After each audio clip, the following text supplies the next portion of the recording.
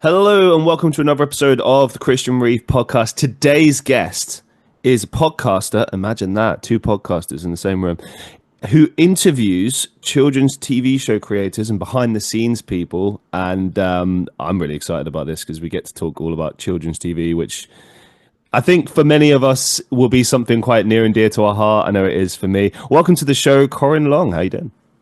I'm doing very well. Thanks, Christian. Thanks for having me on board. It's a pleasure, man. It's a pleasure. You know, as with all things, especially with this, let's start at the beginning. Where did your interest in children's TV begin? Well, there you go. Well, there's obviously my interest. When I was younger, I watched bits of children's TV. Growing up in sort of the 80s and early 90s, obviously there was a set amount of TV on in a day, and it was on the big broadcasters because we only had 4 channels. And so there was only so much you could watch at a certain time. And once it was gone, it was gone. I've got 2 kids. I've got a 13-year-old daughter and I've got a 7-year-old son. And so with that bit of age gap between them, my daughter was watching a little bit of kids TV as she was growing up. And then when my son came along and he started watching, she was onto slightly older stuff and he was onto the preschool stuff. So I felt like through them, I've absorbed quite a lot in my time. And then for myself, my day job is a producer in an advertising agency. Okay. And one thing I get to do reasonably often is go and record voiceovers. So I go to studios, generally in central London, and then we get our voiceover in and we do an hour-long session where we record voiceovers for the films that I'm making. Now, these are very corporate films. They're usually for financial clients, so they're not that fun. But I noticed at these studios I was working in, they often do a lot of children's TV. And one day I was sitting there and chatting to a voiceover artist, and he said to me that he was just about to go into a voiceover session to do voices for Thomas the Tank Engine.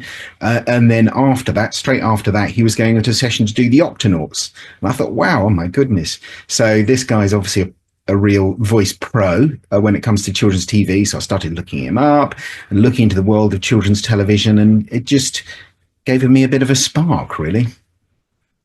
What an intro right there. Thank you so much. So, I always have tons of questions anyway, but now I've got I don't know, about 20,000 questions for you. Go ahead. So that's the thing, isn't it? It's like where to start. One thing I wanted to pick up on what you said there, which I found interesting, is obviously being that you have young children and you have this interest in children's television. So this is going to be like a multi-part question, so I'll try and break it down. But the first question would be, have you shown your children stuff that you watched when you were a kid? And if so, how did they react to that? That's a very good question. I've tried, but funnily enough, some of the things that my kids have responded to best haven't always been the things that I watched when I was younger. But things that I watched there were things that I watched when I was younger, but were actually even older than me. So one thing I remember my daughter loving was Bagpuss, and Bagpuss has been around since I think it's a sort of early 70s. The Bagpuss was first made, and I remember it being repeated on children's TV when I was younger. And I remember my daughter loving it as well. And so I remember her watching a bit of that. I mean, my kids have grown up in a time when there's lots and lots of good children's TV content around. So we haven't really always had to dig back into the past. And something that my son responded to well is he really enjoyed, there's a new version of Thunderbirds. And so he enjoyed this new version of Thunderbirds and also went back and watched some older versions of Thunderbirds as well with the puppets, whereas now it's CGI. And he also watched a little bit of Captain Scarlet as well. But we soon found Captain Scarlet is actually quite dark compared to Thunderbirds. So you have to be wary that it's not the same thing. And so I actually watched a couple and thought, he's not quite ready for this yet. But funnily enough, weirdly, my son has recently got into Star Wars. And so we've been watching through Star Wars and he's really been enjoying that. And we watched the films together. But he's also recently come across some old cartoons based around the droids from Star Wars that were created in the 80s. And you never know how kids are going to respond to older stuff. Sometimes they find it boring. Sometimes they don't like the quality and the animations moved on. But he's actually been really enjoying those, which has been been a bit of a surprise. So it made me go back and reevaluate those a little bit as well. It's just really interesting as well because like, and I'll extend this out not just to children's television, but also like just television shows in general. When I think back, because I grew up in the 90s and early 2000s, that was my childhood.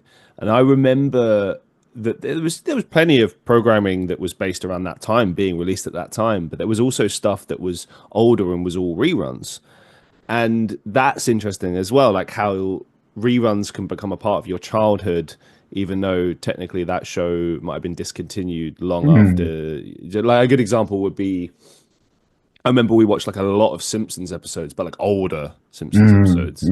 Or for example, I think Fresh Prince of Bel-Air was a show that I watched when I was a kid, and I think they stopped that in like, I don't know, probably like mid 90s. Yeah, I think it started late 80s, mid 90s. I mean, I was born in 93, so I was watching probably around the age of like 5 or 6 years old, maybe.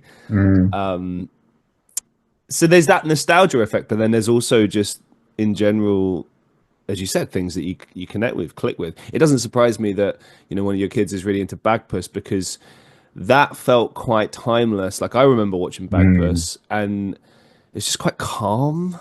It's Very like calm, very gentle, very soothing quality to it. And you're right, it's very timeless. It moves at its own pace, and there's something quite appealing about that. It's lovely. It's almost something good to watch sort of in wind down time when you've got a young child, when you're winding them down, perhaps after dinner, and then you're going on to sort of bedtimes. You know, it's a good one to just calm down with. It's a solid point, actually. I didn't even think of that. That's exactly what you want to watch if you're a parent. Yeah, like, yes, watch this, calm down, just stay down. But that brings me to another point as well, which is a lot of the kids' TV that I see these days. You can't really say television anymore. It's more online content. Like I have younger brothers. I remember their generation was kind of growing up on iPads and stuff, and we would try to get them off it, but you know, you are a product of your time. You know what I mean? That was their generation. Like I had technology later on, but I'd still go outside and play and do all those things. That's not to say they didn't, but like less and so. They were that, technology-driven generation. Yeah, absolutely. And when you observe that and you observe how they interact with things, one of the things that I noticed is that it was kind of like stage by stage, like things were getting quicker. As you mentioned, the animations are changing. So if you go back and watch, say, like Postman Pat, it's all puppets. And for me, I never cared either way. I just thought it was brilliant because it was fun storytelling and exciting in some way. But, you know, well, maybe exciting is not the right word. Like it's warm and friendly. Good memories. But when you watch this like CGI stuff, I'm not saying it can't be good, but it's just it feels like it lacks a soul. Do you know? I think that's like something when you look at a lot of children's TV and you think back and like you watch it as an adult, it still has that heart and soul about it. You know, you might not connect with it the same way as you did when you were 5 because you're not 5 years old anymore, but you do kind of feel like a sense of happiness. I don't know. It's just like warmth, something like that. Yeah, I know what you mean. I mean, there's several points there. One of which is online content, which is you have to ask yourself, you know, who's making this content and why are they making it? So online content is about getting you to click on it, getting you to watch it and watch the next film. So, the reason behind it is to entertain a child, a young mind, for a short amount of time and get it to watch the next thing and keep it entertained for short chunks of time. Now, if you watch something on, something through BBC iPlayer or ITVX or one of the big broadcasters, they've designed shows for children that are, tell a story and have a narrative arc and have characters. And actually, it's really important that children from a young age are starting to be introduced to those things. So it's not just about flashing colors and bright lights and music that gets in your head. It's about following characters and seeing what they do. So that's why with my kids, I've always tried to keep them on things like the iPlayer and with CBeebies and things while they're younger, rather than that YouTube content, because it's been developed by people who are doing it for the right reasons. Now, the other point you mentioned about older kids TV and newer stuff and CGI. What my podcast is all about is trying to talk to people who are making these things and showing the craft and the care that's going into them. And I think even if something is made with CG, I think if as long as it's made with passion and craft and care and people who really want to put their best into it, then I think the quality is still there. Now, there is no doubt that the craft and care that goes into something that's handmade, hand animated, for example, like Wallace and Gromit, and we're going to be seeing a new Wallace and Gromit come around this Christmas time, because that stop motion process is so painstaking, so labor intensive, it's expensive, and it's time consuming, that when people do it, they do it with so much love and care that the output, the kind of things that Aardman make, like Wallace and Gromit or Chicken Run or Shaun the Sheep, the output is lovely, and that quality, that passion, that care, that love leaps off the screen. But something can be made with CG, and that passion and care and love can shine through. If you've ever watched an episode of Bluey is an amazing kids TV program. It's got amazing characters, the writing is brilliant, the sound design and the music is wonderful. They're like 7-minute works of art sometimes. They can make you cry, they can make you laugh, they tell a story in a beautiful, compact way. So it's, even if it's made on computer, on the whole, there's still humans behind it. There's still people really doing their best to create something great for children to engage with. Yeah, I agree. And maybe I did generalize a little bit there. I mean, for example, like one of my favorite things that is completely through computers animation is the recent Into the Spider-Verse absolutely animations, which ironically, same as Shaun the Sheep or Wallace and Gromit, they take years to make, like many years. But it's labor intensive and it's a labor of love, and then that's always going to be better when, like, the more you put into something, the more you get out of it. Before we talk about, a bit more about your podcast and also the behind the scenes stuff, because I really want to delve into that, I did want to pick up on something there that you said, because I think it's important to delve into it just a little bit more. You kind of laid it out as far as like what the issue is, but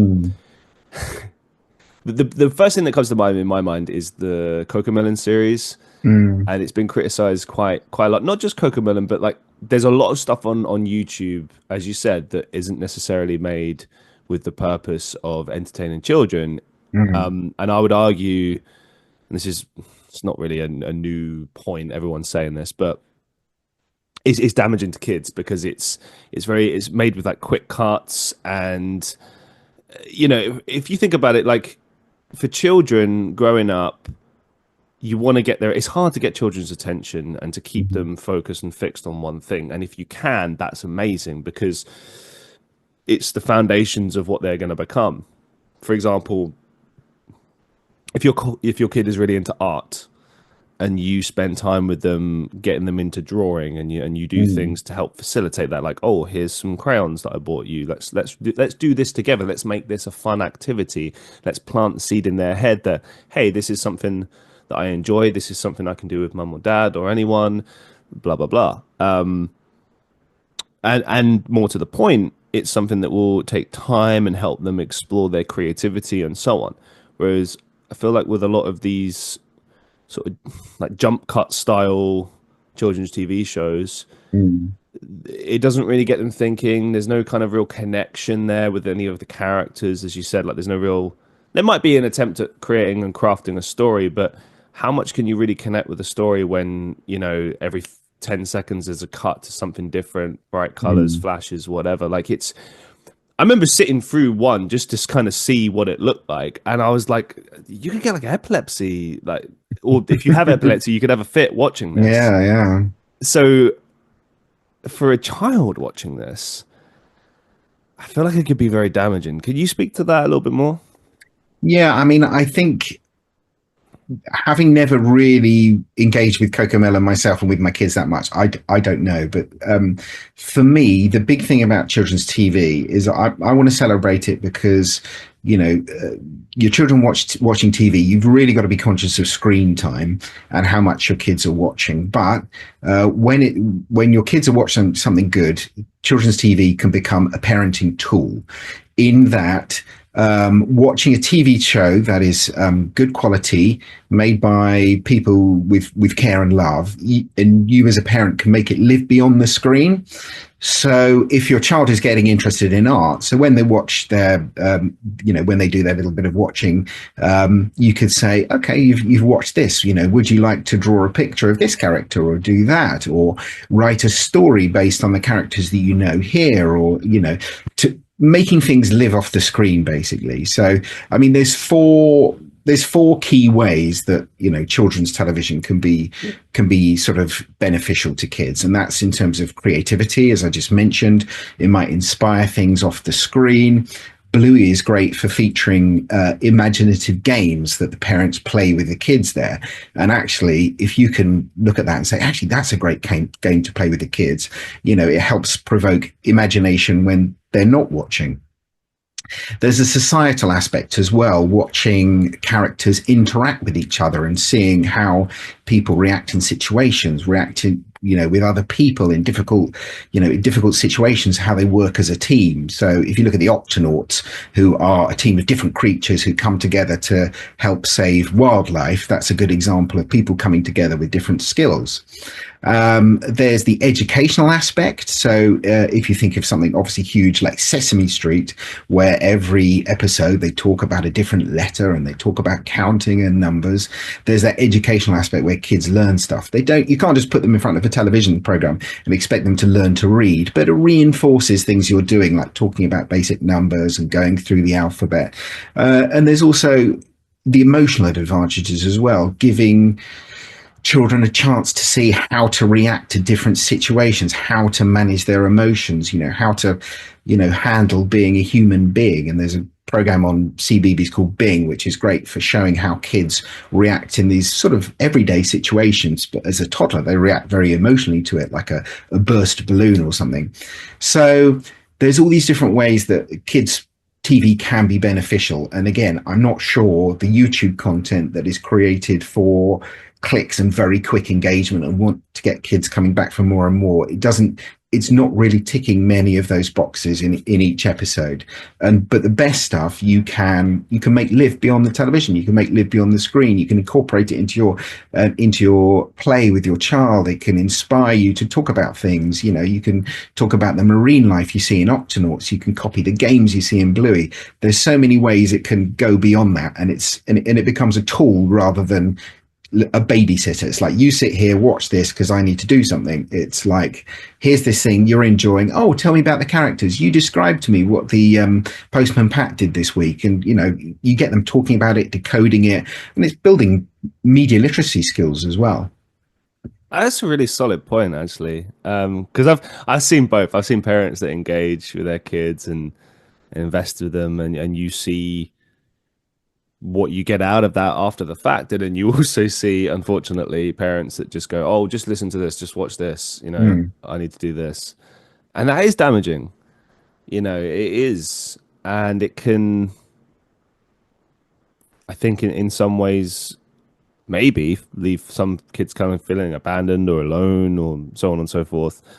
It's really hard to say because obviously every kid reacts differently to said things. But one thing I wanted to touch on there that you brought up is how these shows tend to like have these stories that teach you certain lessons. Like one of the things I remember in a lot of the children's TV I watched growing up is that every episode would tend to present like a problem. Maybe like one of the characters is being mean to another character and you're explaining why this is the case. But what they did well is that they'd see through the person being mean.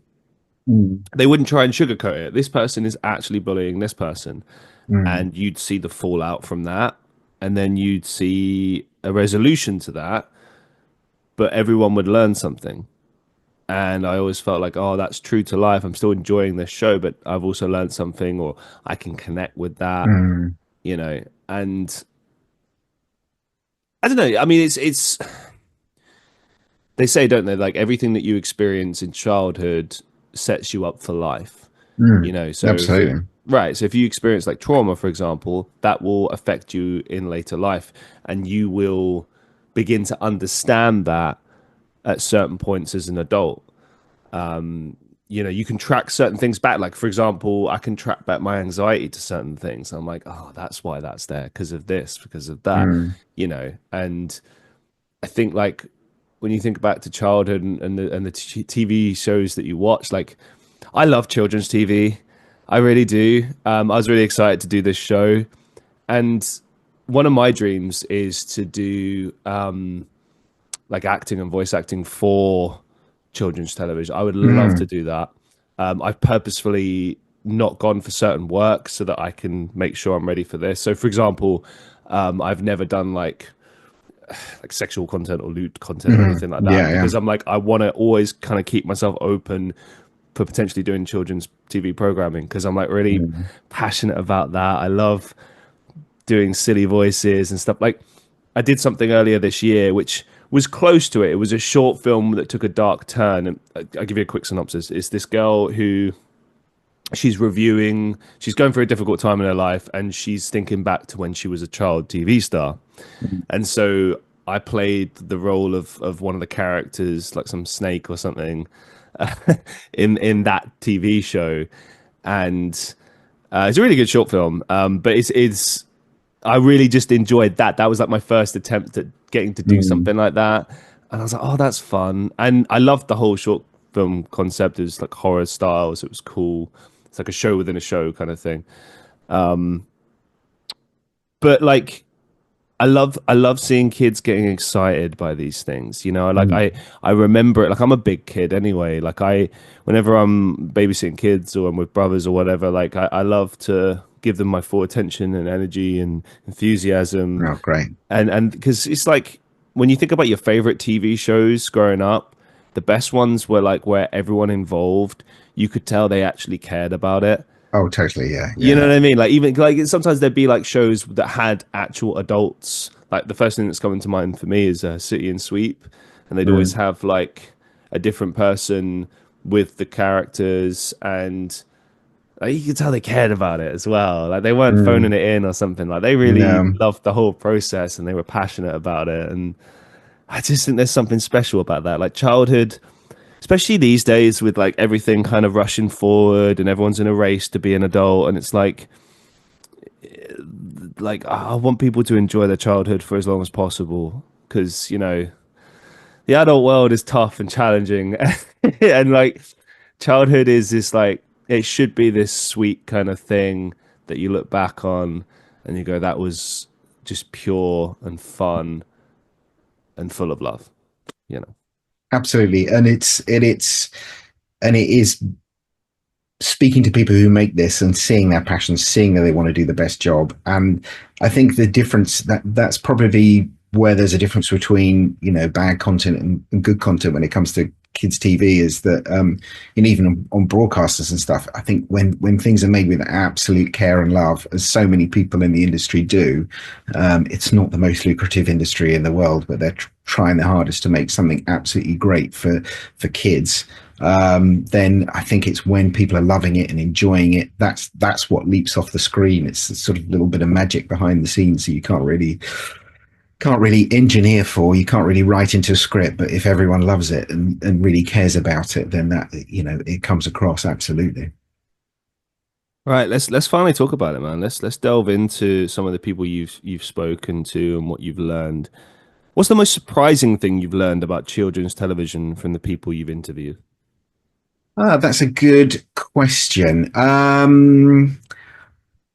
I would say the most surprising thing that I have been finding out is just how much of a crossover there is between different industries. So I like the fact that there are people who are appearing in certain TV shows, kids TV shows one week, and then the next week they'll be on the set of the, latest Star Wars or Marvel film that's filming at Pinewood, puppeteering characters as part of that. And that we have this industry of people who are so good at it. They're at Hollywood level. They're producing stuff for Star Wars. They're being in Marvel films, doing all sorts of things, but they're also appearing in our children's TV because they're just great at what they do. So I've been surprised to learn quite how much of a fluidity there is between those industries. In terms of other surprising things, it's just little facts here and there about things like learning what the Muppets were looking for in an audition with someone to find out whether they were, someone's right to be a Muppet. And the test is to put your hand up and then count to 10.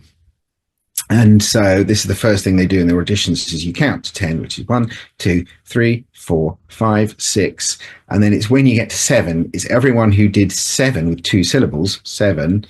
That is you thinking like a Muppet puppeteer, is you're thinking how that puppet's mouth should react to the word. So instead of just saying 7, it's 7. And so it's little facts like that. I was like, well, of course, yeah. And just seeing that little things like that make someone's brain wired to be a puppeteer, and that's what sets them apart from just being someone who's holding up a puppet and playing with it. Someone who's amazing at their job. Speaking to a great voice actress, Kate Harbour, and she actually also runs lessons in how to do voicing for characters for animation and kids TV, and telling me about how she's been a lot of characters who don't speak in words, but they might be a cat who meows or a sheep who just bars the whole time or just makes these funny little noises, just vocalizations. But she still has to communicate what they're thinking and feeling, and they still have to push the story along, and how she goes about that. And I mean, you said yourself you like the idea of doing children's voice work and putting on silly voices, and there is a degree of some of it that's putting on silly voices, but there is a huge acting skill behind it as well, and hearing people talk about that skill, talk about how they've gone about it, it's been great.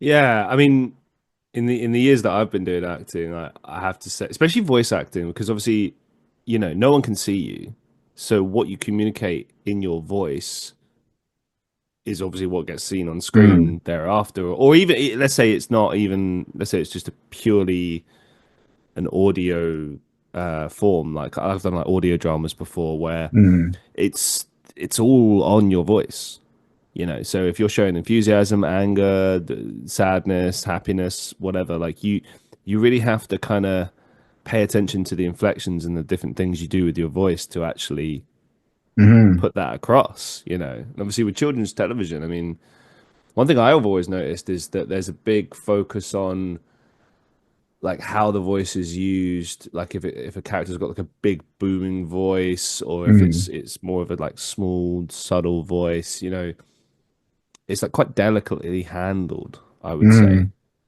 Like I never watched a children's TV show and felt like, oh, they're not really trying. Like I've never seen that. I feel like that would be kind of like unacceptable almost. But yeah, it's interesting stuff. No, it is, and there's just such a great roster of voice actors we have in the UK, and they do go from project to project. And this is one of the reasons why I started doing the podcast. I was just noticing the same voices popping up in different TV programs, but embodying completely different characters and sounding completely different. And it was just fascinating to hear the range of voices these people could do and the range of characters that they embody. It's such a skill and craft. It's amazing. What was the most rewarding interview or moment so far that you've had on the podcast? I think I really enjoyed talking to, funny enough, I spoke to Keith Wickham, and he is the voice of the Fat Controller, several different engines on Thomas. He's in the Octonauts, and he was the voice actor I spoke to. He was the voice actor who was in the studio that I first chatted to on a sofa and gave me the idea of the gave me the idea for the podcast, really. And so I finally got to chat to him, and I loved hearing about his experience and how voice acting in children's TV was not his intended career path at all. I mean, he had several different other career paths, like being a surgeon or being in radio comedy, but he found himself in this, and he's just incredibly grateful to have done it. He loves doing what he's doing. He's obviously passionate about it, and he's just finds it really rewarding. And he does understand the sort of, you know, the weight of responsibility in entertaining children and doing a good job. And he absolutely loves it. And just, you know, you can tell he just lives and breathes doing voices and loves the process. So it was just lovely to speak to him and talk to him about his experiences and his skills. It was brilliant. What makes a children's TV show good and memorable? That's a good question. I think it is a mix of lots of different things coming together, and everyone really trying hard in their respective areas. So there's the look of it. So the people who design the characters, the people who come up with the look and feel of it, you know, they really try hard. It's the people doing the voices are obviously good quality actors and really putting the time and effort into doing great voices. There's the animators, and an animator who can really capture the nuances of expression and feeling and movement in a sort of character, whether that's 2D or 3D or in plasticine. It's about the writing, where the writing is you know, trying to encompass all those different things that makes good children's television. So the social, the creative, you know, the education, doing all of those things, but not just box ticking, weaving that into an interesting story arc that's enjoyable for kids to watch. And there's characters that are interesting and engaging and have got longevity, so that you can tell different stories week in, week out, and it doesn't get boring. So there's so many different aspects, and as long as everyone in those different areas is trying their hardest, it usually makes for, you know, a great piece of children's television. And the reverse of the question: what things can ruin a children's TV show? That's a good question, because there's always personal taste. So Sure. a lot of people don't like a TV program called Bing, which is on CBeebies, about this little rabbit who has a little carer or friend or parent who is smaller than him. There's a little stuffed toy called Flop. I think a lot of people find that one a little bit grating, but my kids really enjoyed it, and my family enjoyed it a lot. And it's a lot about how to deal with your emotions and how to understand, you know, some of the upsetting moments that happen to you in the world. And so we really like Bing, but some people find that one quite divisive, and they find the main character grates on them a little bit. I mean, the problem is that when young children, I mean, my kids never really watch stuff on linear TV anymore. They would watch on the iPlayer through the television. And so they got used to watching things. And then once you'd finished an episode, it would serve up another one. And so very quickly, if a child likes a TV program and there's lots of them on iPlayer or whatever, you will find they will watch a lot of it. And if you are looking after them and trying to, you know, keep half an eye on what they're doing and what they're watching, you will find the same program and the foibles of that program sort of, you know, being repeated ad infinitum, and it can quickly get on your nerves. So there is always that matter of personal taste. But again, as I said, I've always steered away from doing too much on YouTube with my kids, partly for a similar reason, that YouTube will just, if YouTube thinks you like something or you watch a video of a certain type, it will serve up the same thing again and again and again. So if my child was to watch a video about Minecraft, it would serve up video after video after video about Minecraft. Or if you watch one unboxing video, it's serving up the same thing again and again and again, which is a real struggle with YouTube, because you want your kids to see a bit of variety. You want them to be surprised by something, discover something new that they didn't know they liked. Whereas, you know, thinking that you just want to see exactly the same thing again and again and again is not is not quite the way it should be. But yeah, so there's personal taste, and there's also just seeing the same thing in again and again that can be an issue. Have any of your guests shared behind the scenes stories that completely changed like how you viewed that particular show? I guess so. Yeah. I mean, I've spoken to several people, and it's one I've mentioned before, and I keep coming back to, which is the Octonauts. I've spoken to several cast members of the Octonauts, and they all tell me about the fact that about they have to do several episodes in a day, and the episode that they're recording usually about 3 o'clock in the afternoon. So it's after lunch. It's after they've been doing it for a while. I mean, someone described it as, the oxygen levels in the room can actually feel like they're decreasing because it's that time of day. They just get very, very giggly. And I haven't managed to winkle out of anyone any of the things that have been said, but I have heard that, quite risque things have been said in the recording just to make everyone laugh. So, it's always, but again, I as a parent, I don't think, oh gosh, you should be concentrating on doing the kids' TV. I think, yeah, good on you. I want the people making the stuff that my kids are doing to have fun and be laughing around, and because they said they do sometimes improvise, and if you have that, that fun atmosphere when you're creating it, then sometimes some of those improvisations come onto screen, and they're funny and they're interesting, and so it's like I don't mind them saying risky things to each other in the voiceover booth if that makes for a better program at the end. This is something I've always wondered as well. Like when I've watched children's television when I was younger, like when I would see CBeebies and I'd see them running around and just being kind of like larger than life and singing, and I'm like, how do you not laugh? You must laugh. The way I imagine it is that you must, like when you're initially doing it, you just laugh and get it out, get it out your system. And it's like, right, okay, now we do it. Because like whenever I'm on set, I make jokes. If I sense something, I'll just do stuff, and it's funny. It kind of, especially if you've been on set all day, you need a bit of just levity or whatever they call it.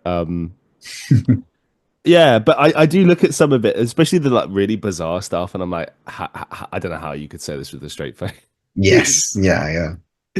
And like that's another thing as well. If you're doing a career of, let's say, like a television show, because I always thought that like the CBeebies shows where it's several presenters on a show all day. I was like, how they're troopers. How did they do it? How do they just hang in there for hours and hours and hours and just make it work? It's a skill. I mean, I think lots of people think that, I mean, children's TV in general, but especially the presenters, they think, oh, they got the easiest job in the world, or all they have to do is turn up and be bouncy. But actually, there's a real skill to having that energy level despite not feeling like it. There's a real skill to the fact that they've got a voice in their ear telling them one thing, and they have to do, have to say something in a certain amount of time to hit the times that the program's going to be on. It's a real skill. It's not to be underestimated. And I in fact my next episode is going to be speaking to someone who used to do that job. She's called Gemma Hunt, and she used to do the links between TV programs on children's BBC, and she's also then part of a big children's TV programs that they still going now. They shoot it in a studio. It's a pirate themed sort of physical challenge show. So lots of kids scrambling over nets, trying to catch things. They have these comedy pirates who are trying to stop them. And in the end, someone falls in a big tank of gunge, as you do in children's television. So it's great fun. And she's talking about keeping the levity up in the studio when they do that as well. They film them in blocks, and I think the last block in the week, even all the crew and everyone dresses as a pirate, and they get into it, and they have loads of fun. And she just says it's a great atmosphere. It's really, really good fun to film. Everyone enjoys working on it. It's a lot of fun, but it's a skillful job to do, but it can be a lot of fun as well. Yeah, it sounds it. I do kind of.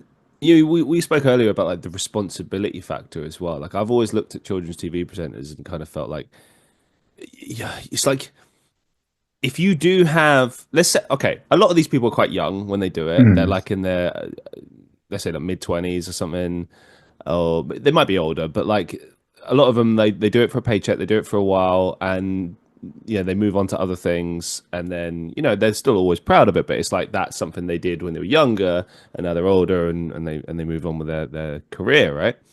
But I've looked at that and I'm like, well, they're still young people. They probably mm, liked to go out, but you're in the public eye. So, like, mm. for example, let's say you're like a presenter on CBeebies, just for argument's sake, right? You can't really be papped like coming out of a club at 2 a.m. No. Like, do you know what I mean? Like, so you Mm, just can't do that. mm, So, and I wonder if maybe they have like restrictions in their contracts or stuff like that. Because I know years ago, I do remember reading about certain presenters where they were never accused of anything. They never did anything wrong, mm. but like it was implied that maybe they might have gone on a few nights out and they had to kind of be a bit more sensible with their choices of not doing that as much. But Well, there it's was a very famous case of there was a Blue Peter presenter called Richard Bacon who I can't remember if he got caught taking drugs on a night out or admitted to it, probably. but basically he got fired for the fact that he got linked with taking drugs on a night out, and so Wow. yeah, there was, and that was a big scandal at the time, and the control of children's television had to appear on children's telly and apologize to children. Which Yeah. to be honest, I don't think the children cared. If he disappeared, they'd probably be like, oh, he's not there, who cares? But Probably, yeah. it's one of those things that I agree, but the one thing that I've seen is that especially people who are appearing on screen for children's television. So I spoke to Sophie Aldred, who she played Ace in Doctor Who, and she appeared in Cool. loads of children's TV as well. Is that she grew up basically doing pretend children's TV shows in her bedroom, doing Blue Peter with her teddies and doing makes and presenting and interviewing her teddies. Oh, She cool. absolutely loved children's television and couldn't wait to work in it. And so when she got the opportunity to work in it, I can't imagine that she was thinking, now I've got this opportunity, I'm going to jeopardize it too much. And Gemma Hunt, who I've recently spoken to as well, she absolutely had it in her head from a young age that she wanted to be in children's television and she wanted to be doing that. And so I think a lot of people it's not a career that you sort of just fall into by chance. These are people who really have it in their head. They want to do it. Like yourself. I mean, you said you yourself have been saying, I've got this idea that one day I'd like to do this. So I've said no to certain work building up to it. And I think that's a really wise, admirable choice. And I think that lots of people who really want to do this with a passion, they they don't want to jeopardize what they have, and they think, I'm doing this, I've got this opportunity, I'm not going to be falling out of a club and at 2 a.m. and getting papped, as you say. So I think there's that passion that it's an opportunity they really don't want to throw away. But so yeah, working in this industry drives a lot of people.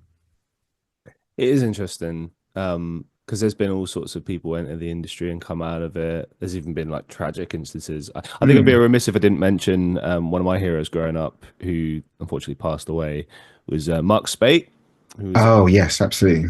so I won't go into the details. You can Google it if Mm. you'd like. But one thing, like looking back on his career and the people surrounding him, is you could never say that at any point he wasn't dedicated to what he did and like being passionate about it. Because from like the beginning to the end, like just Mm. always very much about entertaining children. And it was Mm. it was really cool because at the time they had Art Attack and they had Smart, which was the BBC offering, which I think was created as direct competition to Art Attack because this what's that? BBC and ITV were in a little bit of a war at that point because there was so much children's television at that point and really, really good quality television as well. Like I remember flicking between the channels back when it was just 5 channels because I didn't know what to pick. There'd be clashes. I was like, oh, I don't know. And I watched both. and they had a different look and feel about them. But the two people that stood out to me were Mark Spate for Smart, and then also Neil Buchanan for Art Attack. And like I remember with Mark Spate, he would do a lot of like he'd teach you like different ways to use like paint acrylics and stuff like that, and and that was pretty interesting as a kid. Like we had art lessons, but it was very kind of crude, whereas he would treat it a bit more seriously, and you'd have fun with it, but you'd actually learn something. And then Neil Buchanan was a bit more like experimental with it, so he'd show you like how to do collages out of like cheap materials, which I always thought was really cool, because like, you know, not every kid can afford all this stuff, you know, and maybe you could just make this out of I don't know, some old paints and like old toilet rolls or something. Like you could actually make something pretty cool. And I think they even did that on Blue Peter actually at one point. They used to like make collage. That was a big thing they did. Well, actually, I think going back even further, I think Art Attack was probably a response to there used to be a art show that they used to have on the BBC. In fact, there was a string of art shows based around an artist called Tony Hart. He started in a show back in the, I think it was early 70s, called Vision On, which was actually a show aimed at deaf children. And he used to appear drawing pictures, and people used to love what he did. And so he went on to his own show, which was called Take Heart, and that was mostly through the 70s. It was on Take Heart doing his drawings. It was a program where Morph, the plasticine character, first appeared, because he would do a bit, then they'd have an animation, and then he would do a bit more. And then in the 1980s, they had a version called Heartbeat. And I've actually spoken to one of his co-presenters on Heartbeat, because they introduced a range of co-presenters to talk to him. So I spoke to Margot Wilson, who was one of his co-presenters. And she loved being on that show. She had great memories of it. And it was really nice. I loved speaking to her. She was brilliant. And so the BBC art shows, they were quite technique led. They were a bit more gentle. They had a nice pace to them, and the makes they used to do them, were a bit more like Blue Peter makes. So I think Art Attack was almost a response to those, where these were nice and slightly gentle, slightly more cerebral, and Art Attack was like, right, let's just get loads of PVA glue and toilet paper and wrap it around this and do that, and bright colors and silly things, and similar sort of format of chopping up animations with collages and stuff, but done a little bit bigger and a bit bolder and a bit more of a kick. So I actually think Neil Buchanan, who did a great job, he was a response to that. He was a little bit more, right, let's take this up a gear and make it that little bit more exciting. I always will forever love the aerial pictures that he used to make, often out of like old clothes. He'd be working on it and sort of looking at the camera cheekily like, oh, what's this? Oh, what's this gonna be? And then it eventually pans out and it's like some big thing, and he's like, ha ha, and just walks away. I was always like, oh, that's so cool. Yeah, or a bunch of utensils from the kitchen, or just contents of a rubbish bin or something. But again, that started with Tony Hart. He used to do that as well. But I think Neil Buchanan would do try and make it a bit cheekier. But and it's amazing how those art shows from those periods, like, you can almost see a lot of that in stuff that's appearing on Instagram and TikTok now. It's the top-down camera with people making things with their hands and showing the process of something being made, and that kind of content it's perennially popular, because people love seeing an expert do what they do and do it well, and thinking, I could do a bit of that, I could be inspired to do that. So that's why I feel like that style and those programs were always popular, and live on in a slightly different way, but always will be popular. What's the best British children's TV show of all time? Well, there you've got me. There's it is so hard to say, because what you grow up with, or for me, it's what I grew up with, what my kids have, so that it's so hard to say. I mean, and there's also so many different genres. It's like this, as there is for adult TV and adult films. So you could say, I love Danger Mouse when I was younger, and that used to make me laugh. There's amazing things like that my sons watch that I've really responded to and really enjoy, like the Octonauts or the new version they did of Thunderbirds Are Go. I thought was really, really great series. It had just enough action and adventure to be fun without being too sort of, you didn't have to worry about the violence. The guest stars they got on that were brilliant, amazing voice work.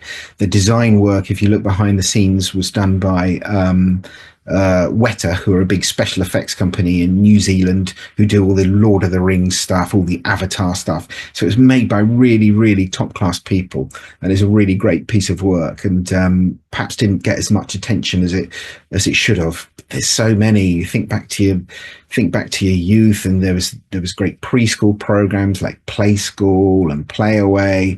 Think to a bit older, there was some amazing dramas when I was younger that sort of still stick with me now. There's one called Running Scared about a girl who's got, I think, family were mixed up in the East End mob, and it's so much good stuff. And week in, week out, Blue Peter were doing stuff and creating moments that everyone remembers a few moments of Blue Peter from when they were younger.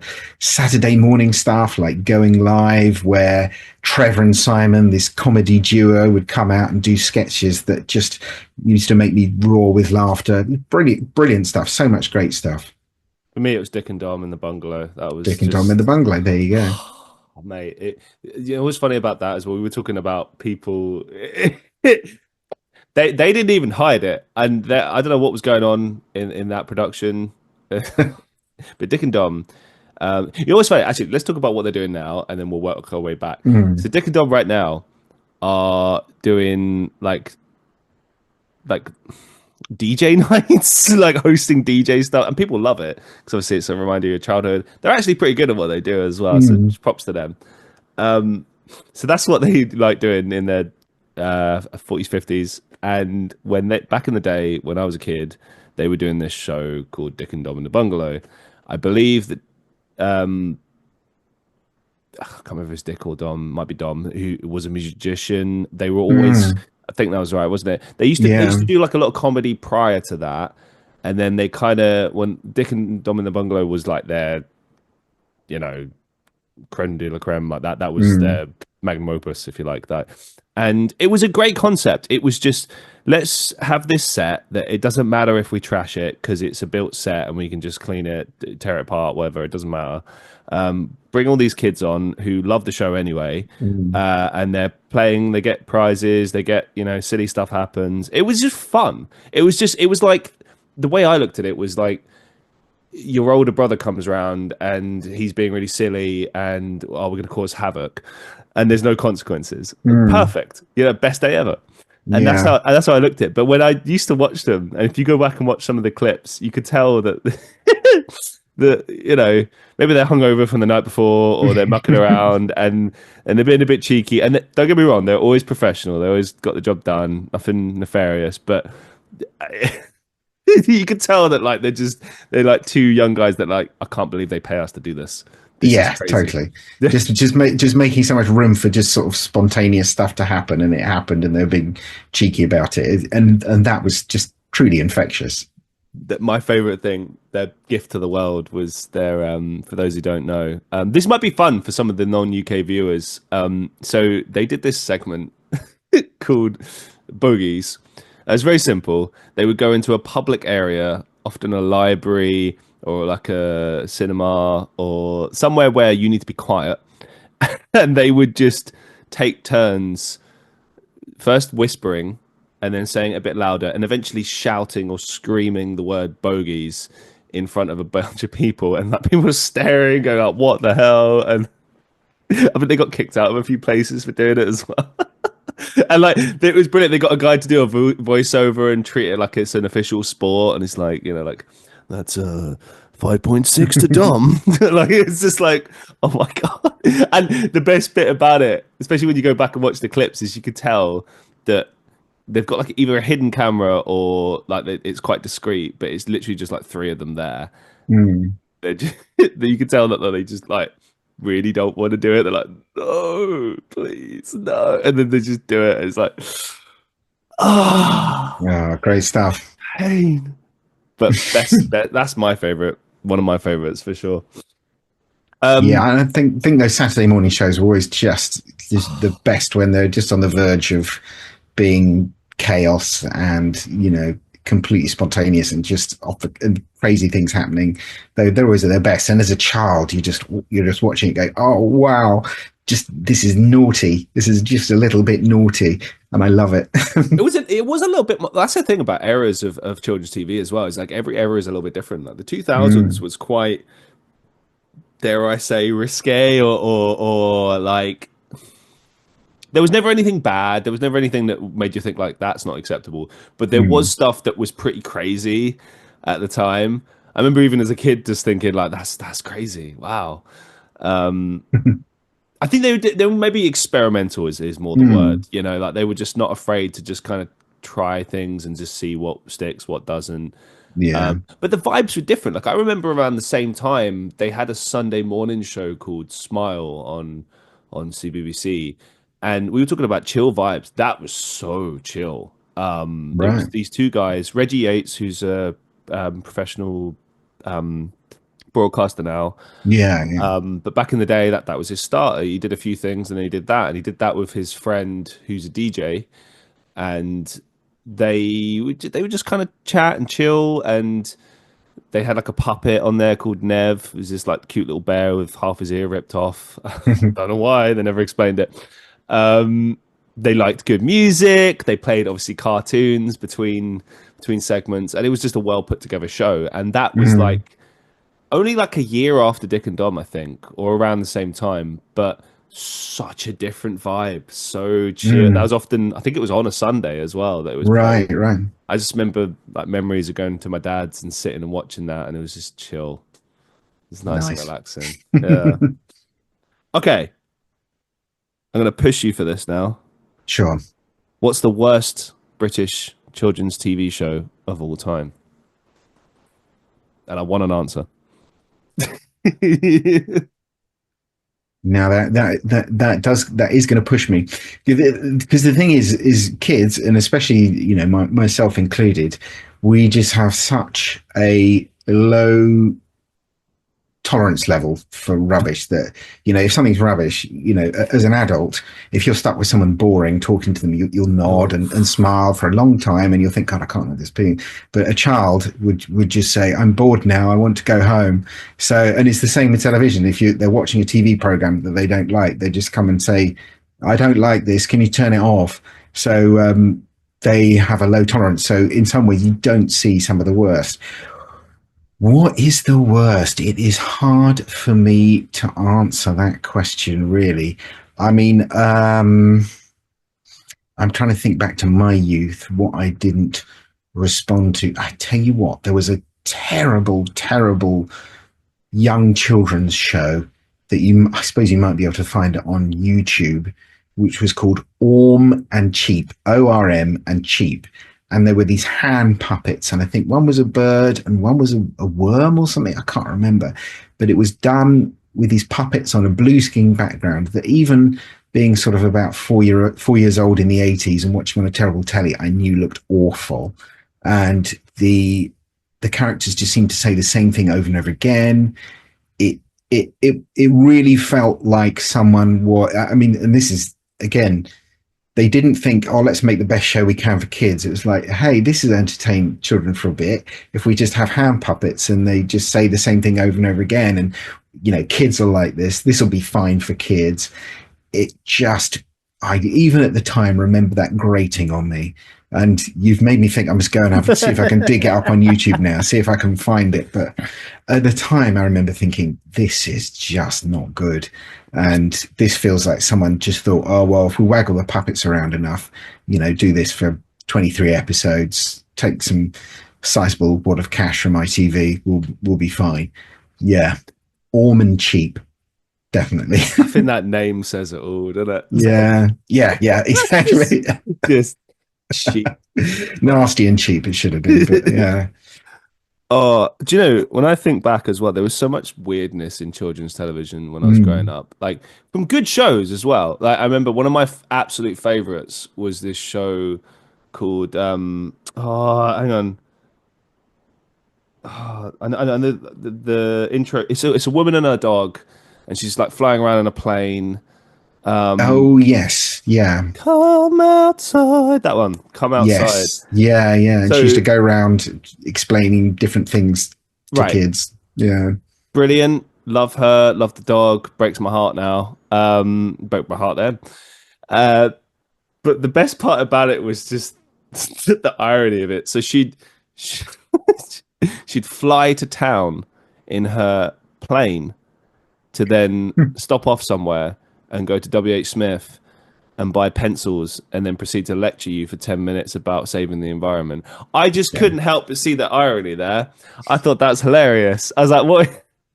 What is this? What? And don't get me wrong, I still think it's beautiful, but I just, Mm. come on. Or like some of the stuff that they used to put on Teletubbies. Now, Teletubbies, you could do a whole show on that alone, just Oh, how yeah. bizarre that shit was. Pardon my language, but it really was something pretty crazy.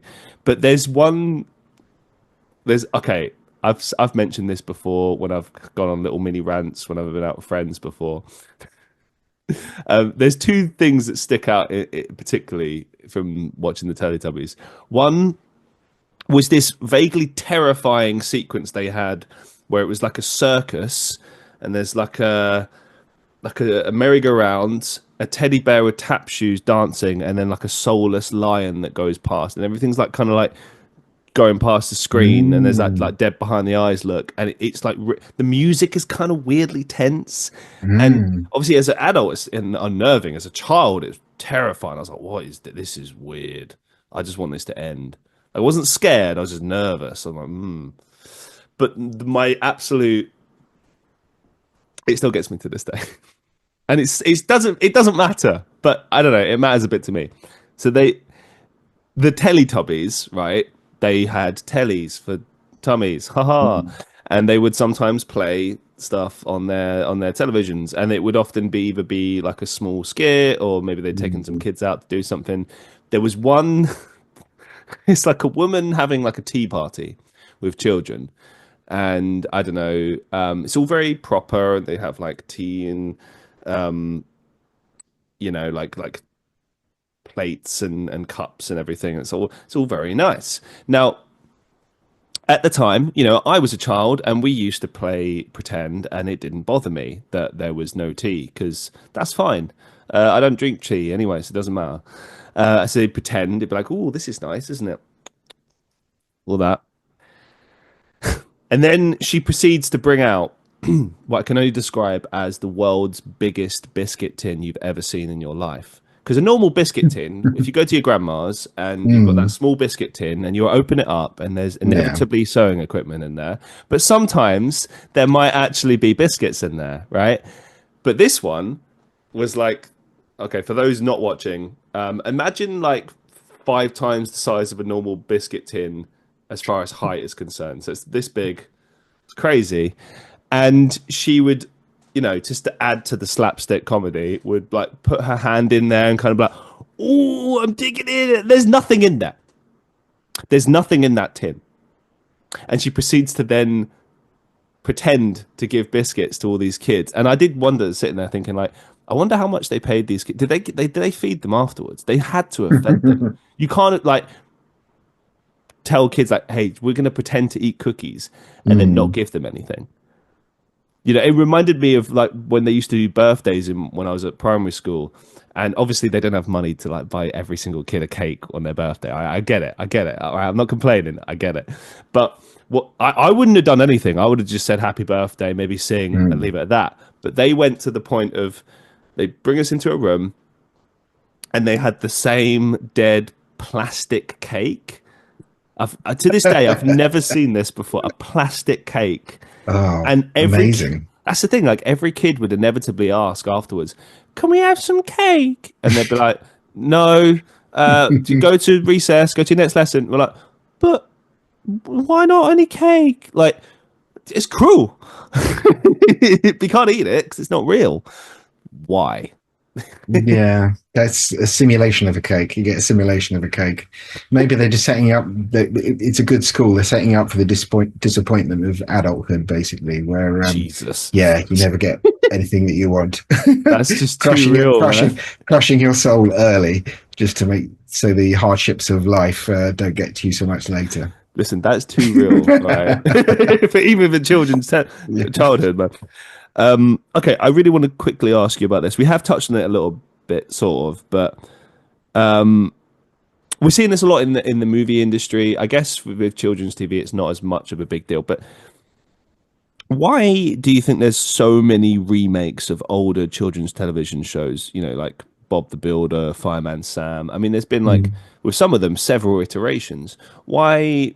For example, can we not just focus on making new stuff? Why are we trying to remake these old franchises, and which often pale in comparison as well? Like if I compare, and again, I'm not the intended audience, but if I'm just sitting and trying to be objective about, say, an old episode of Fireman Sam and a new episode of Fireman Sam, I can distinctly see the difference in quality, storytelling, enjoyment for children. What do you make of all of that? It's many of the same reasons. Is that funding for children's televisions is always hard. There's very few cases where, let's say, the BBC would say, right, we want to make a new series, we'll just pay for it and get it. This is expensive and time consuming. So they have to say, right, we'll get a little bit of money from here. Netflix will give us some money. This broadcaster in France and Germany and America will give us some money here. And so you've got to bring in all those bits of money together. I was speaking to a producer of children's television the other day, and he said he thinks the most creative thing about children's television is finding the money, but which is a bit of a joke, but he means it's a real task to gather together all these bits of money from places to be able to create a show. And so the more bits of money you're getting from places, the more you have to gather investment in, the more you need to be able to try and show why this show is going to be successful and people will like it. And there's just nothing that beats name recognition. So, people who watched Bob the Builder when they were younger might now be at the age where they're having kids. And so they're saying, oh, what should we watch today? Oh, look, there's a new Bob the Builder on. Let's watch Bob the Builder. And they can talk about it, and they know that they can talk about it. They can talk about the characters. And so it's appealing from that front. Or it might be it comes from a book, a successful book series, and anything that gives your program, as you would a film, a bit of a head start in getting towards audiences and audiences engaging with it is seen as a help, which is again why franchises and properties based on old films and properties based on comic books are huge in Hollywood, is because they know there's always going to be at least one inbuilt audience for it. And it's exactly the same thing on children's television, which is always a shame, but that there's be nice to always have space for fresh new ideas, but it's just the realities of getting funding is you need to be able to say this is definitely going to get some sort of audience. Have you ever noticed any kind of generational differences in how people respond to older versus newer children's programming? Not so much. I mean, I do think if you do go back and watch some of the kids TV you watched when you were younger, you do notice a difference in pace. Sometimes it's a bit slower. The animation is certainly not as refined. And so, which is why I think sometimes when I have tried to show my kids things from when I was younger, they haven't necessarily felt particularly warm towards it. Yeah, I think there's some things have aged better than others. That's for sure. But in terms of the way that kids enjoy it, they still love the same things. And I think the best things that they watch now are things that we can still sit down as a family and watch together. So for me, I absolutely love the work of Aardman Animations. That's Shaun the Sheep and Chicken Run and Wallace and Gromit. And we can sit down as a family and watch those things together because they have this broad, timeless appeal. In the case of Shaun the Sheep, there's no dialogue in them, and they're all done by action, and it's this kind of slapstick quality along with some lovely emotional storytelling that I think is absolutely brilliant. In terms of Wallace and Gromit, I mean, we as a family love Curse of the Were-Rabbit film. It's just brilliantly written, and that ranges from amazing slapstick humor to the odd little sort of cheeky postcard humor, very sort of British humor thrown in there. It's just perfectly well done, and we love watching it together. So yeah, the best stuff is timeless. And also with Bluey is if my kids and me are going to watch something on a Saturday morning together, we quite often watch Bluey. Now that's classed as a preschool show, so that's kind of aimed at like sort of 4 and 5 year olds, but they love it. I love it. We watch it together, and it's brilliant. It's gentle, but there's still a lot of amazing storytelling. Very, very emotional. The adult characters are as well rounded as the kids, and it just takes children's lives and adults' lives seriously, but it presents it in this amazingly entertaining way. And so, yeah, the best stuff I think can be enjoyed by multi generations at once. You mentioned before as well that how when you've looked at older children's TV shows, maybe pacing is different, things are a little bit different to how you remember. So for my next question, have you ever rewatched a childhood TV show and it wasn't quite how you remembered it, or maybe you sort of see it differently now as an adult? Yes, I was trying to think what I was watching the other day that didn't quite live up to my memories of it. The original series of Thomas the Tank Engine, back when they used models and it was narrated by Ringo Starr. Yeah, that's favorite mine. It was good, but it just had this very slow pacing, and the models you'd have a long shot of a model like rolling its eyes for ages, and you think, yeah, cut away something else now. So yeah, that perhaps it still had a charm to it, but maybe didn't age.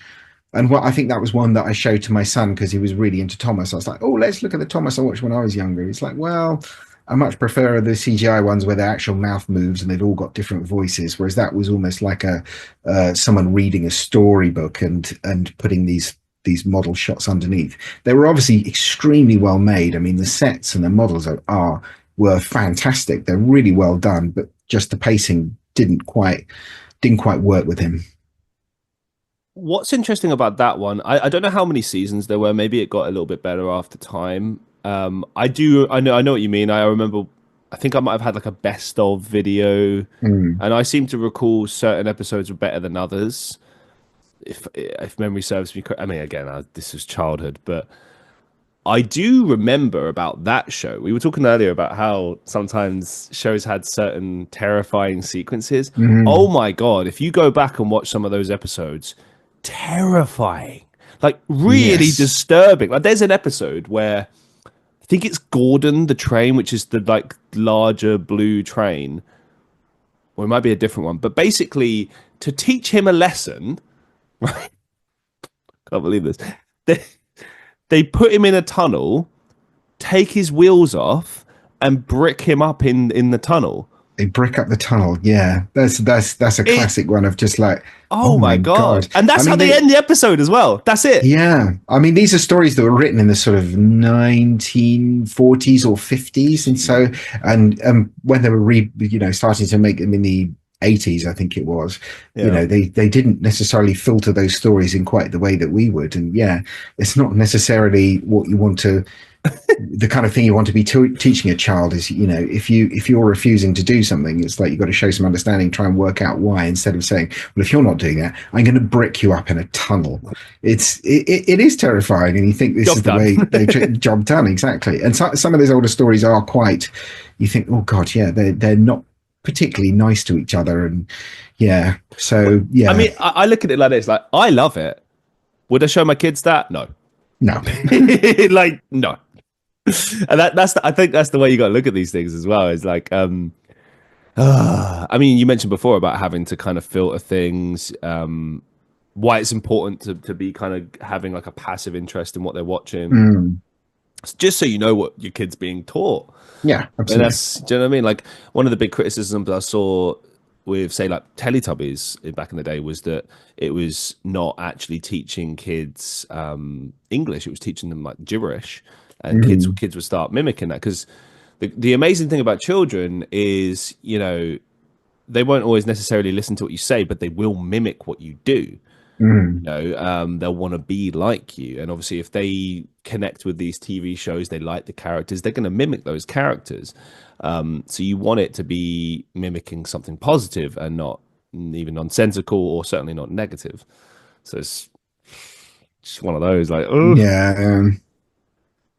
This is an interesting question. I was intrigued to see how you react to this. If you could design your dream children's TV show, what would it look like? That is a very good question. I mean, I gravitate towards things where you see people solving problems, going through as even as adults, we love to see people go through a process on TV. So, and that ranges from things like cooking programs. You're watching a professional cooking something, and they get this great end result. It's the same with things like detective programs. You watch a detective solve a crime and then get to an end result. So, I think seeing a team of sort of professionals get together and go through a problem, work it out, and get to an end result is always satisfying. So something team led, I'm always quite drawn to. Something with a bit of an action adventure element, but also sort of interpersonal relationships. So I guess something a bit like the Octonauts, something a bit like the Go Jetters. But for me, I think this is where the professionals and people who really know their job come in, because almost anyone, you know, given 5 minutes, you could say, think of an idea for a kids program. Let's say, right, okay, a group of let's say a group of gorillas that can solve crimes, and you're like, right, job done, I've come up with a children's TV program. So but actually it's not just that, it's not just that first idea on a piece of paper. It's like, okay, you need to have a structure that's going to work week in, week out. You need to be able to teach kids these kind of things in this program. You need to be able to have a scenario every week that doesn't get bored. So how do you come up with an idea that can tell different stories week in, week out, teach the kids we want them to learn, and entertain them at the same time? And that's actually a pretty tricky thing. See, that was an amazing, articulate answer, but now all I can think about is gorillas that solve crime. Gorillas that solve That's crimes. amazing concept. Make it. Like the silverbacks, or like the gorilla gang, I suppose it could be. Yeah, I'm gonna, yeah, give me a second, I'm gonna go off, I'm gonna work this up, I'm He's gonna gonna make it. get have rights to the toys, film rights, I'm gonna set it all up, you can appear in it, you can be Oh yeah, the young eager gorilla that always wants to get going, but there's an older gorilla who says, calm down young one, we need to think about this first. How about that? sounds perfect. Good stuff. All right, well, I've signed up my first actor, so I'm well on my way to creating this. Okay, this is a fun one. What children's TV character would you most like to hang out with for the day? Ooh, that is a very good one. I think I can confidently say Quasi from the Octonauts. He's a cat, a pirate cat, Oh, who cool. wears an eye patch but doesn't actually have his eye underneath is perfectly fine. He's a little bit cheeky and rambunctious, but he is always focused on the mission of trying to do the best by the creatures that he's looking after. So he's got a very kind heart, but he loves the idea of getting stuck into adventures and having fun. So Quasi, and I've met the voice actor and done a podcast with the voice actor who does him, and he's similar. He's a very funny guy called Rob Rackstraw, and so yeah, definitely Quasi. Awesome. What has children's TV taught you about life? Well, there is so much. I mean, sometimes if you look at children's TV, it just takes you back to a simpler view of the world, and you have to just sometimes think, God, with all the things you've got going on, like bills to pay and work to do, and all the admin of life. Um, sometimes a bit of children's television is just the dose you need to just take a step back and see the world with new eyes. In fact, there's my favorite episode of Bluey.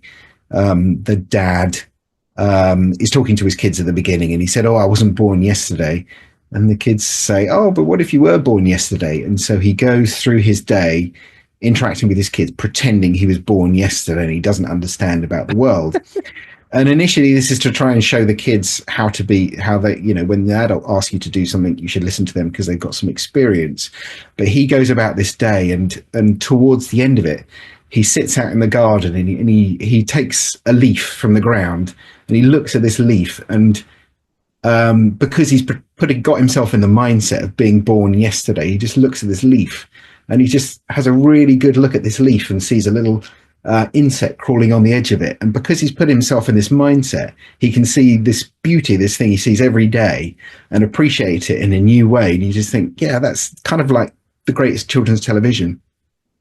Takes you back to this simple mindset, simple way of looking at the world, and it can give you fresh eyes and make you see the goodness.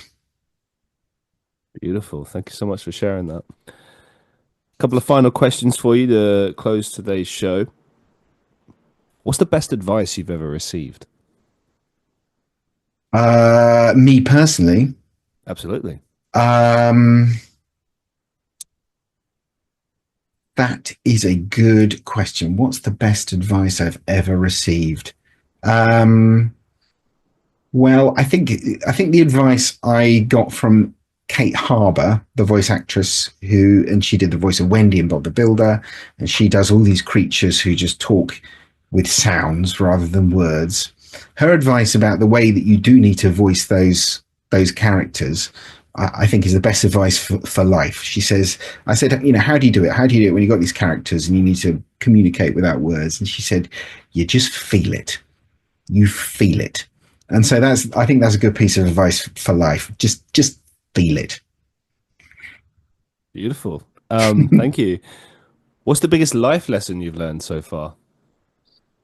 Life lesson I've learned so far is, I suppose, having kids. It's an amazing thing because you've got these things you've got to look after and you've got to bring into the world. And the life lesson that kids teach you is a little bit about letting go. Is you can't control them. You can't, tell them exactly what to do and they do it. You've got to try and just give them some advice, give them some guidance, and they're going to do their own thing. And it's a good way of like, okay, so I can't concentrate on them doing that thing. I've got to concentrate on my advice and guidance and on what I can do and how I can inspire. And that's what having kids has taught me, really.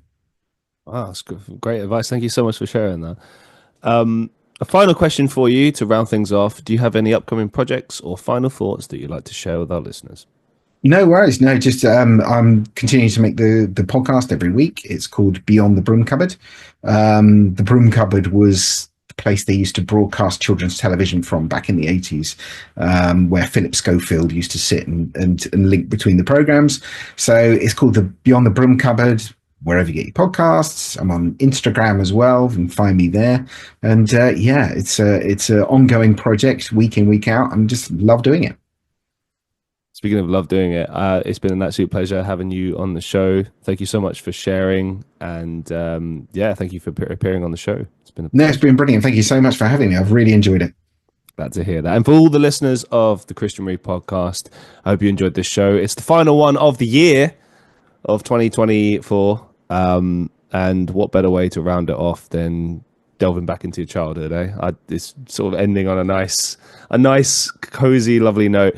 So thank you very much for watching, for listening, and we will see you next year.